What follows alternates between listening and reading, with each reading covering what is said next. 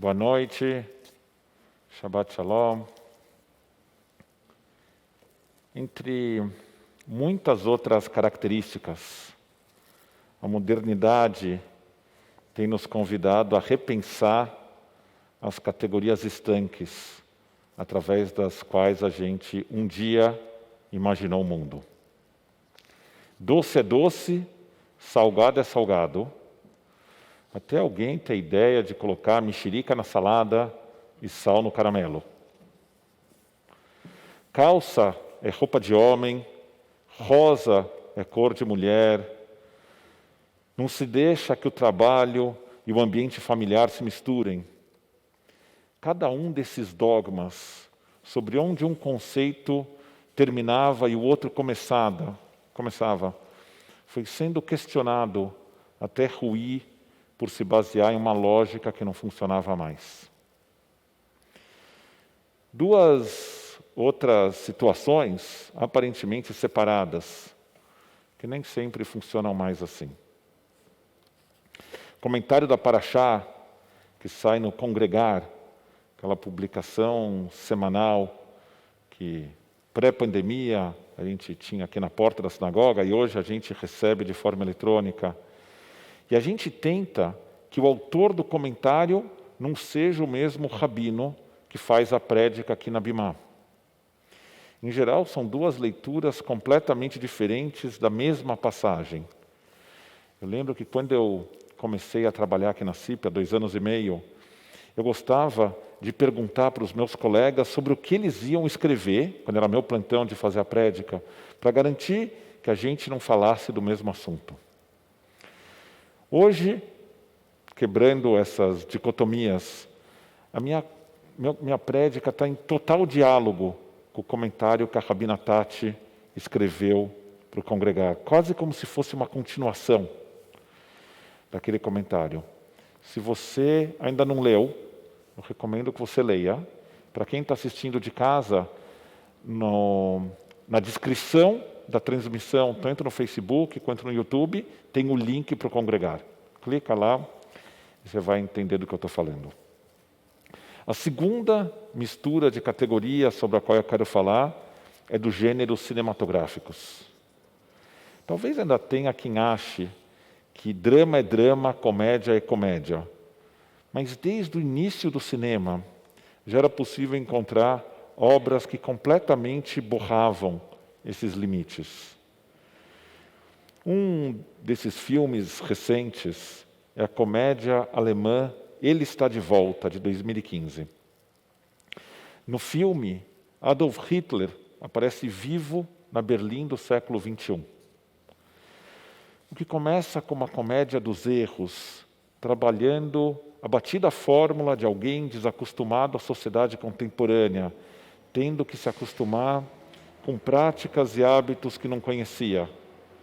Acaba sem abandonar a linguagem cômica, transformando-se em um potente alerta sobre as formas como as nossas sociedades ressuscitaram conceitos e valores que a gente considerava enterrados para sempre.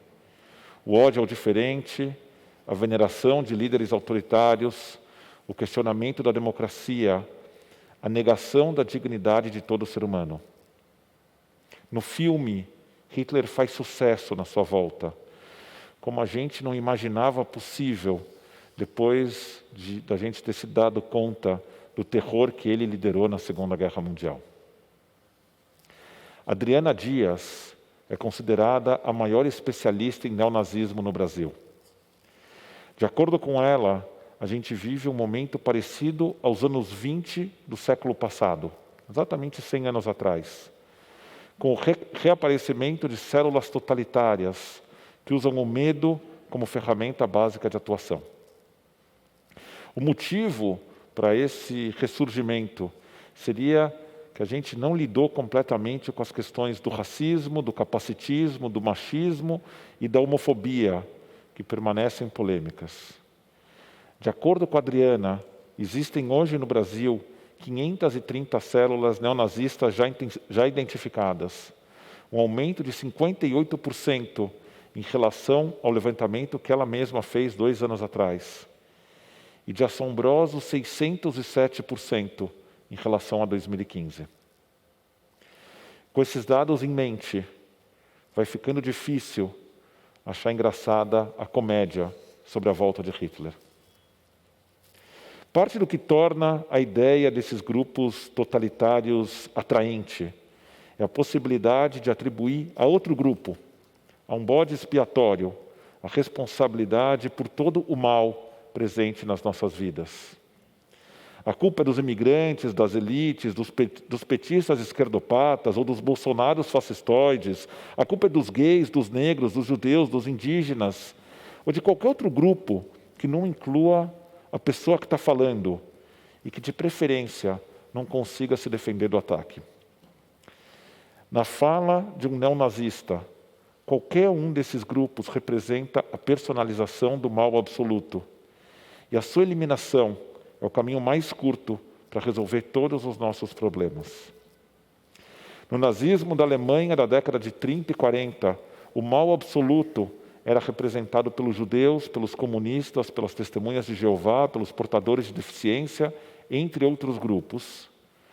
No neonazismo espalhado por várias partes do mundo, muitos desses mesmos grupos continuam sendo alvo do ódio, mas novas vítimas foram também encontradas. Eu adoraria poder dizer que nada está mais distante da tradição judaica do que a busca de um bode expiatório, especialmente tendo em vista mais de 2000 anos de perseguições, nas quais nós fomos vistos como a raiz de todo o mal. Mas a verdade é que a nossa tradição também apresenta essa perspectiva. Na Torá, a representação do mal absoluto é o povo de Amalek. No livro de Shmot, quando os hebreus tinham acabado de sair de Mitzrayim, eles estavam cansados e abatidos por aqueles primeiros momentos da fuga. Amalek atacou o povo pela sua retaguarda, onde estavam as pessoas mais debilitadas. A mesma passagem em Shmot diz que Deus vai estar em guerra com Amalek por toda a eternidade. No finalzinho da paraxá dessa semana, o texto diz: lembre-se do que Amalek fez com você na sua jornada, depois que você deixou o Egito.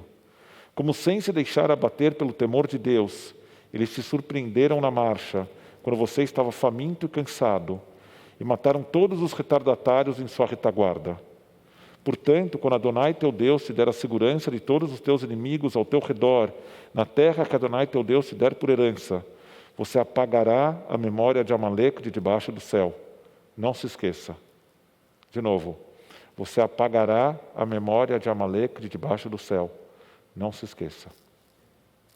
O conceito de apagar a memória de Amalek é levado à prática na instrução de Deus para o rei Shaul, o primeiro rei da monarquia hebraica. Matar a todos, homens, mulheres, crianças e seus animais. As tropas do rei fizeram quase isso.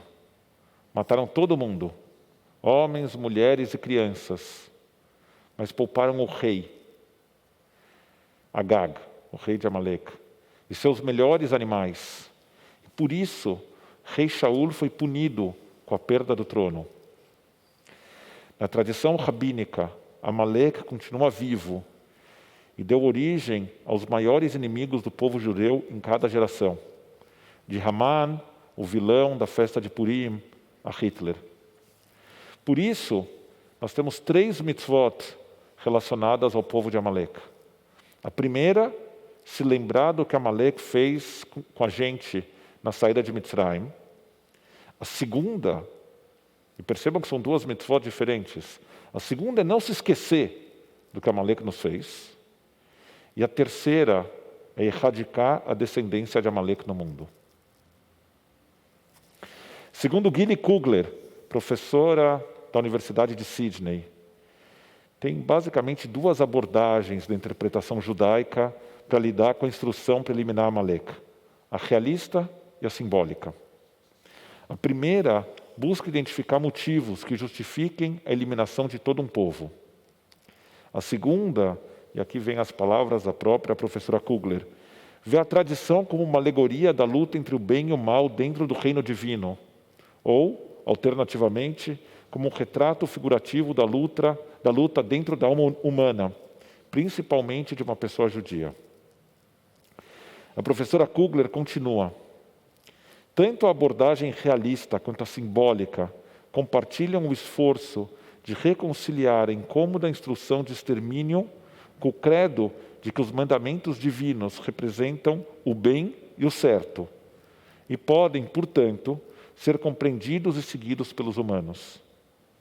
Ao buscar a mensagem de que os desejos de Deus não são arbitrários e devem ser justificáveis, as interpretações mantêm a noção da existência de uma entidade do mal que deve ser destruída, consequentemente justificando o homicídio das gerações atuais e futuras. No seu comentário dessa paraxá, a Rabina Tati escreveu que o estudo da Torá e o cumprimento da mesma pedem de nós não apenas atenção e dedicação, mas também disposição para enfrentarmos textos que nos desafiam, que não são simples de ler e menos ainda de serem botados em prática. Como ensinaram nossos sábios, Derech Eretz Kadmal Torá, o caminho do bem precede a Torá. E aqui se aplica o mesmo. No que tange a memória de Amalek, é fundamental que a gente rejeite o conceito da representação do mal em um único povo, seja ela metafórica ou literal. Infelizmente, a gente conhece bem demais e de perto demais as consequências das associações desse tipo. E por isso, é nosso dever histórico garantir que erros assim nunca mais aconteçam. Frente ao crescimento assustador do neonazismo e de outros movimentos totalitários e excludentes, é nossa responsabilidade afirmar que cada um de nós, todos os outros, fomos e foram criados à imagem de Deus. A imagem do Deus que produz a luz e cria a escuridão, que faz a paz e cria o mal. Todos temos dentro de nós a capacidade para o bem e para o mal. Que a gente saiba usar a nossa luz interior para iluminar o mundo e não para buscar bodes expiatórios. Shabbat Shalom.